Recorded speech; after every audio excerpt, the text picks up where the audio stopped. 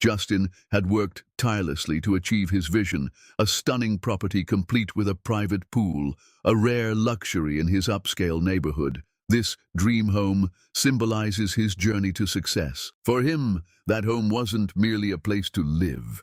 It was a testament to Justin's achievements. Every corner of this house tells a story of hard work and dedication. Yet, lately, an unexpected problem had arisen. His neighbor, Karen. She was never the friendly type. She never greeted him with a smile. And yet, inexplicably, she had no qualms about using his pool.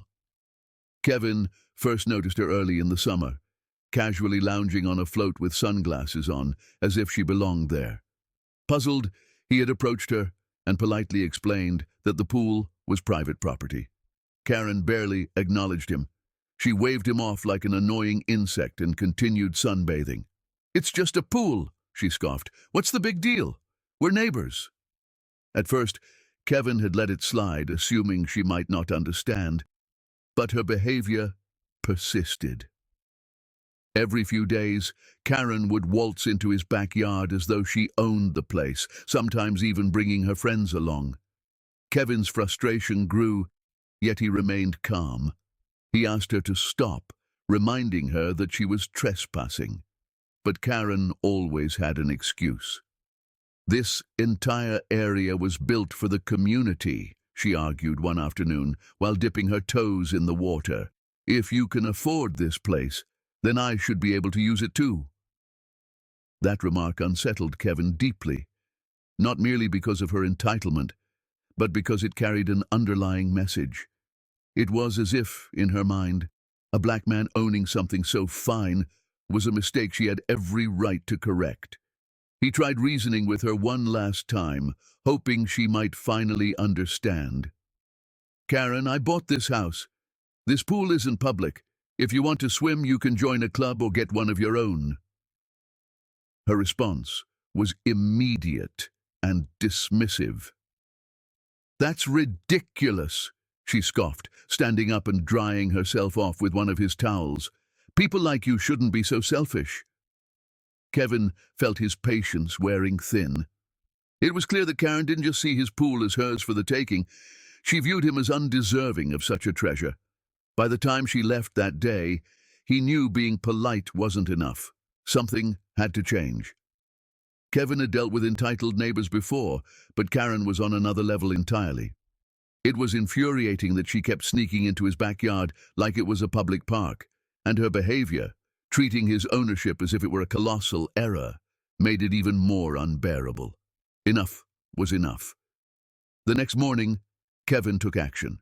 He installed a high-quality lock on his gate, set up security cameras around the property, and even put up a sign reading, "Private property, no trespassing." For the first time in weeks, he felt a measure of peace. But that peace lasted only 2 days. On the third afternoon, while Kevin was inside his home, a loud rattling noise from the backyard caught his attention.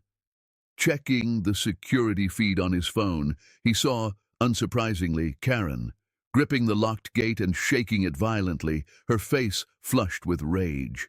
She muttered under her breath, and through the camera's microphone, he could hear intermittent exclamations like, "Unbelievable," and "How dare he?" He watched as she pulled out her phone and began pacing in front of the gate. Moments later, sirens blared in the distance. Kevin sighed. He already knew what was coming.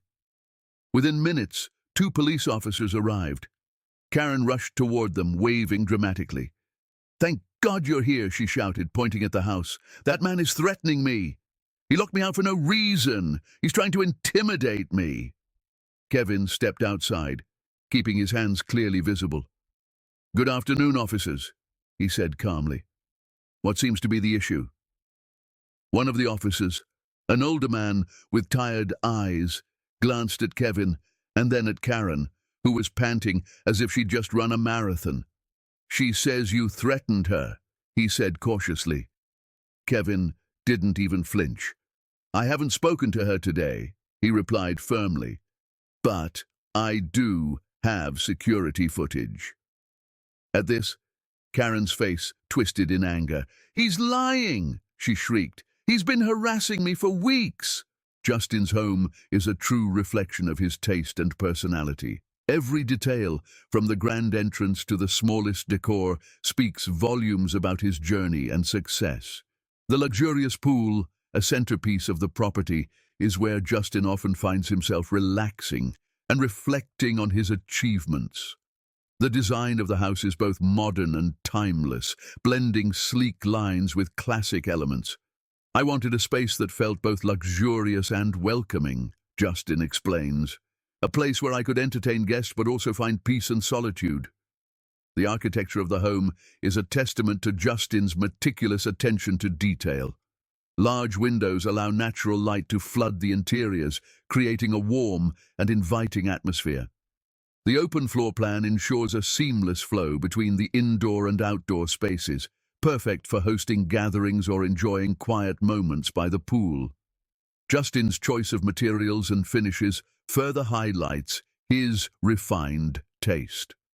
From the marble countertops in the kitchen to the hardwood floors throughout the house, every element has been carefully selected to create a cohesive and elegant look.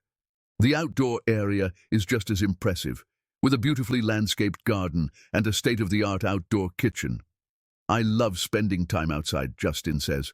"Whether it's hosting a barbecue or just lounging by the pool, this space is my sanctuary." The pool itself is a work of art, with its crystal clear water and elegant design. It's not just a place to swim, but a focal point of the property, offering a serene backdrop for relaxation and reflection. Inside, the home is filled with personal touches that tell Justin's story. From the artwork on the walls to the carefully curated furniture, every piece has been chosen with care. "I wanted my home to be a reflection of who I am," Justin explains. "A place that feels uniquely mine." The master suite is a perfect example of this, with its luxurious bedding, custom-built walk-in closet, and spa-like bathroom. It's a space designed for comfort and relaxation, a true retreat from the hustle and bustle of everyday life. Justin's home is more than just a place to live. It's a symbol of his success and a testament to his hard work and dedication. "This house represents everything I've worked for," he says. "It's a dream come true."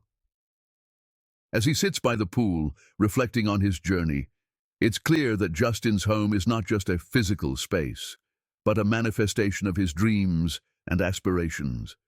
It's a place where he can celebrate his achievements and look forward to the future. In every corner of the house, Justin's personality shines through. It's a home that tells his story, a place where he can truly be himself. One afternoon, while Justin was watering his front lawn, he took a moment to appreciate the beauty of his surroundings. "This is my sanctuary," he says with a smile, "a place where I can find peace and inspiration." Justin's dream home is not just a symbol of his success, but a reflection of his journey, his taste, and his personality. It's a place where he can truly be himself and enjoy the fruits of his labor. From the living room to the backyard, every detail is meticulously planned, Kevin thought, as he walked through his dream home. The living room, with its high ceilings and elegant furnishings, was a testament to his hard work and success. Each piece of furniture was carefully chosen to reflect his taste and style. The backyard was no different. The luxurious pool, surrounded by perfectly manicured landscaping, was a place of relaxation and reflection. Kevin often found himself sitting by the poolside, contemplating the journey that had brought him here. "Not some war hero, but a real one.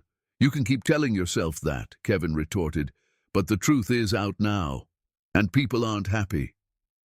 Karen's breathing grew heavy, and her body shook with anger. Then, in a moment of pure desperation, she lunged at Kevin. Fueled by rage, yet slowed by her own bulk, she barely managed 2 steps before stumbling. Just as she was about to regain her balance, flashing red and blue lights filled the street. The police had arrived. It turned out that ever since the article was published, Karen had been making threats online, spewing hateful messages and vowing to retaliate against anyone who exposed her. Someone had reported her behavior, and the authorities had been keeping an eye on her. As soon as the officers stepped out, Karen panicked. "This is all fake," she screamed. "He's trying to make me look bad. I'm the victim here." But when the officers moved toward her, she did the one thing no one expected. She ran. It was almost comical. Karen, red-faced and sweating, sprinted about 20 feet before tripping on the curb and crashing to the ground. Within moments, she was surrounded. "You're under arrest for making false reports and attempted assault," an officer declared as they cuffed her. Kevin simply stood there, watching as she was hauled into the squad car. For the first time in weeks, he felt a sense of victory. Karen had spent her entire life believing she was untouchable, that she could do as she pleased without facing consequences. Today, that illusion was shattered, and Kevin made sure of it. Karen had always seen herself as above reproach, until now. Rules were for everyone else, consequences, something she'd never had to face. Yet, as she sat in the packed courtroom, hands clasped tightly and her face still flushed from the previous night's stress, it began to sink in. She was in serious trouble.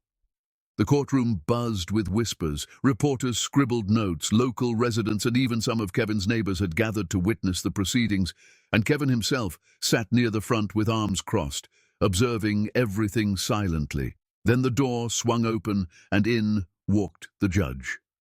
Karen's breath caught in her throat when she saw that the judge was black. For the first time, genuine fear flickered in her eyes. She had spent her entire life looking down on people like him, and now he was the one deciding her fate. The bailiff announced, "I'll rise," prompting everyone to stand as Judge Harris took his seat. Tall, composed, with piercing eyes that immediately locked onto her, he shuffled through his papers before looking up. "Ms. Reynolds, you are charged with trespassing, filing false police reports, and attempted assault. How do you plead?"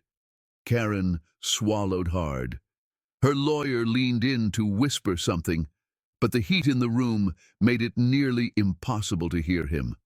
Too many eyes were on her. She could feel sweat trickling down the back of her neck, with a voice cracking. She muttered, "Not guilty." Judge Harris simply nodded and turned to the prosecutor. "Proceed." The next 30 minutes were brutal. The prosecutor laid out Karen's long history of harassment, the baseless 911 call, her threats, and, of course, the moment she tried to run from the police. Witnesses, including Kevin, testified, and the security footage of her tantrum by the pool was played for all to see. Karen squirmed in her seat, her face shifting from red to pale. Then the judge spoke again. "Ms. Reynolds, I must say your actions are among the most brazen displays of entitlement and discrimination I've witnessed in this courtroom. You repeatedly trespassed, attempted to weaponize law enforcement against an innocent man, and showed blatant disregard for the law. Given your history, I have serious concerns about your behavior. Do you have anything to say for yourself before I proceed with sentencing?" That was when Karen lost it. She sprang from her seat, the chair screeching against the floor. "This is bullshit," she screamed. "You're all against me. This whole damn thing is rigged. That thug set me up." Gasps rippled through the courtroom. Her lawyer buried his head in his hands as Judge Harris, cool and unyielding, said, "Ms. Reynolds, I strongly suggest you control yourself." Ignoring his admonition, Karen jabbed a finger in his direction. "You're just another affirmative action hire. You shouldn't even be a judge." The room fell dead silent, and then she uttered the one final statement that sealed her fate. "I swear, if I ever see you outside this courtroom..." Karen began, but before she could finish, the bailiffs were on her, restraining her as she thrashed wildly. Judge Harris remained utterly unshaken. He adjusted his glasses and calmly picked up his gavel. Given your blatant disrespect for this court and your threats against a sitting judge, I am extending your sentence beyond what was originally recommended, he declared firmly. Karen's face crumpled in despair. "You're not allowed to do that," she protested, but it was too late. The gavel struck with a sharp bang. Sentencing will be issued immediately. Karen had, through her own actions, dug her own grave, and now she would have to lie in it. Murmurs rippled through the packed courtroom as she was dragged out, still kicking and screaming. There was nothing she could do now. The judge's ruling was final, and her fate was sealed. Karen was sentenced to 1 year in jail for trespassing, filing false police reports, and threatening a judge. What began as a seemingly minor incident had spiraled into something much larger, all because she could not contain her own hatred. News of the incident spread like wildfire. Social media exploded with the story, and a video of her courtroom meltdown quickly racked up millions of views while memes flooded the internet. One user scorned, "Imagine being so racist and foolish as to threaten a judge." Another joked, "She thought the pool was free, but jail is really free." Reporters soon began digging into her past, and the skeletons in her closet were exposed for the world to see. Her family's deep-rooted ties to the KKK, her long history of harassing black neighbors, and even old complaints from previous jobs about her racist behavior. Karen was officially cancelled. Meanwhile, Justin finally found peace. For the first time in months, he could enjoy his pool without worry. He no longer had to deal with Karen sneaking into his backyard, complaining, or calling the cops. The entire neighborhood, tired of her antics, rallied behind him. One weekend, his neighbors surprised him with a small celebration. Decorations were hung, food was shared, and everyone gathered around his pool. It wasn't just about Karen anymore. It was about standing up against racism and supporting one another. Justin smiled as he looked around, knowing he had bought his home to live in peace.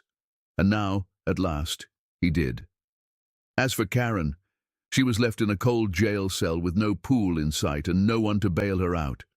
She had spent her entire life looking down on others, but now she was at the lowest point imaginable, and karma showed no mercy for people like her.